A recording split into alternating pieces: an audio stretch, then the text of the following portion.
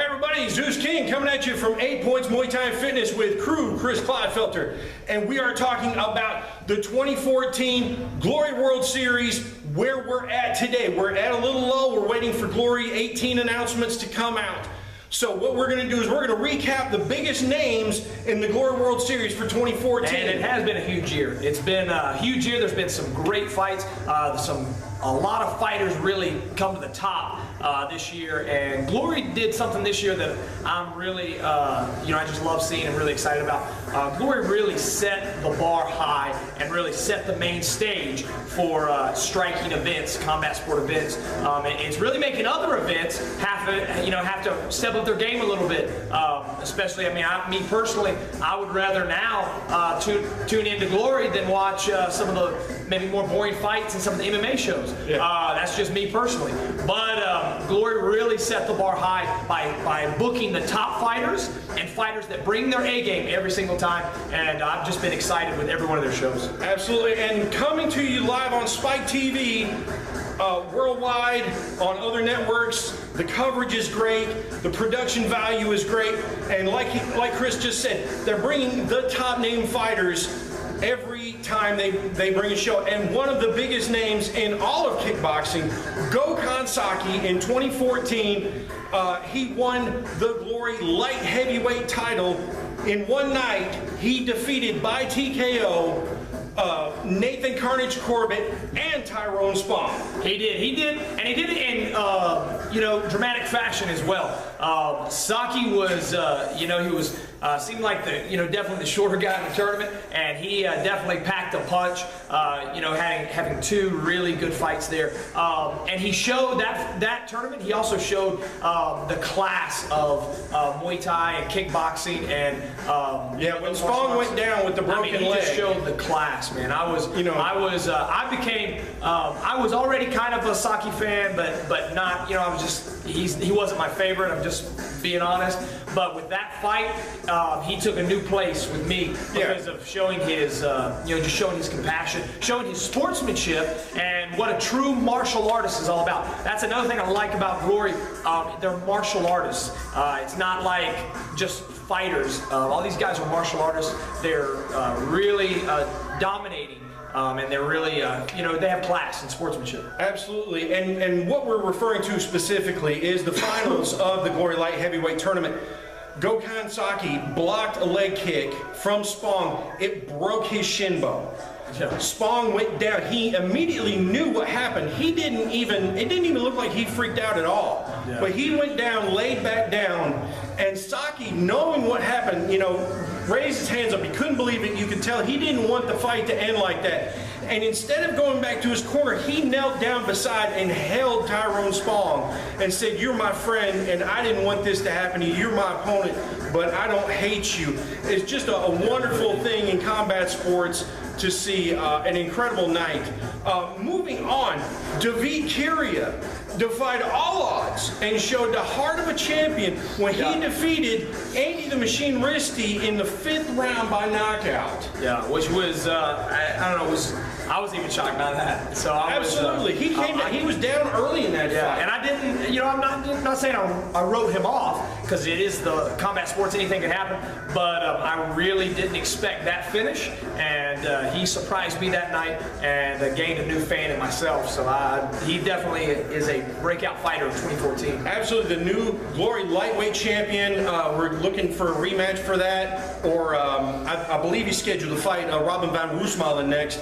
So that'll be another great rematch right there. So, and then after that, we saw Bazooka Joe Joseph Valtellini capture the Glory welterweight title this year. He's had fight after fight after fight in Glory that he has just become a superstar in this last year.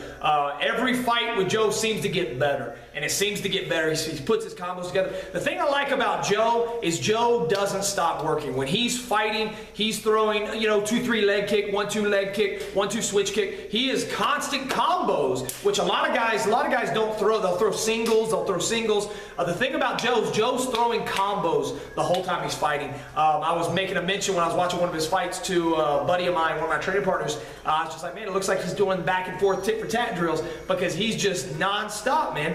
and I really like seeing that. I really like seeing him, you know, throwing those combos. And also, he comes strong at the end of his fights. Yeah. He does not finish quietly. He does not finish riding on points. He's coming to finish you off. So congrats to Bazooka Joe, welterweight champion 2014. Looking forward to see him defend that. Mark Davit was a very capable champion, very, you know, still a very young man of 24. Look for more great things from him as well. Then we saw the Glory Last Man Standing. We saw Artem The Lion Levin fulfill his potential in 2014 by winning the Glory World Middleweight title. And he had a stacked card to go up against, you know, and some other breakout fighters were part of that card as well. But he, you know, he rose to the occasion and did what he needed to do every single round. And it was, you know, I was just really, you know, his fight with Joe Schilling was just a great fight to watch for both of those guys, and a good representation, in my opinion, for both of those guys. So absolutely, and Levin's quarterfinal bout against Philippe Verlinden was an excellent fight. Verlinden, coming down from light heavyweight, is a very big guy, very powerful, and got great technique. Works with Hemmer's gym, you know, on a daily basis. He's fought guys as big as Semi Schilt, and now he's down in middleweight. He's at a great body weight for his class, and so you know, middleweight is just stacked. And just like we were saying, Joe Schilling got 2 scoops of revenge this year in the Last Man Standing tournament. And that's another reason why we're switching to Joe now, because Joe, in my opinion, I personally, he's my pick for Breakout Fighter of the Year out of all of them. Even though he might not have, you know, even though he might not have won, you know, the whole, you know, tournament versus, you know, lost to Levin, I still think Joe was the underdog this year. Nobody thought he was going to be able to pull out that win against Marcus. Last year. Or no, this year against Simon Marcus in the opening round. And the opening round, a lot of people had figured, well, you know, he's, I don't think he's going to be able to do it. But the thing we've seen about Joe, and the thing you got to know about Joe, is when his back's against the wall, that's when he performs the best. When you doubt Joe and you think that he's not going to, you know, come out, that's when Joe shocks the world. And he did it again this year when, you know, he fought a very talented, very precise Simon Marcus, and, you know, knocked him out in the 4th round. You know, and that was almost, you know, a cruel first round matchup for Joe. You talk about bringing in the guy, the only guy who's ever beaten Joe twice. And it's like you put him. It's like, okay, if you want to get to the finals, you got to go through probably the toughest guy you've ever faced in your career, and the guy who's put you down twice. So, you know, hats off to Stitch him up. Team Can't Stop Crazy, moving forward. You know that Joe Schilling's still right there. You got to think that another rematch with Levin is on the horizon. So I'm sure it's on the fantastic. You know, Wayne Barrett is absolutely another guy right near the top of the middleweight division. That was a razor close fight with Joe Schilling. So middleweight division in glorious. It's going to be an exciting end to 2014 and into 2015 because you have all these great fighters. So I'm excited. Absolutely. And the last guy we want to mention is Gabriel Varga, the breakout guy in the featherweight division. We saw him last year at Tokyo come out of nowhere kind of and show the world that he belonged in the Glory World Series, winning one and losing one in the featherweight tournament last year.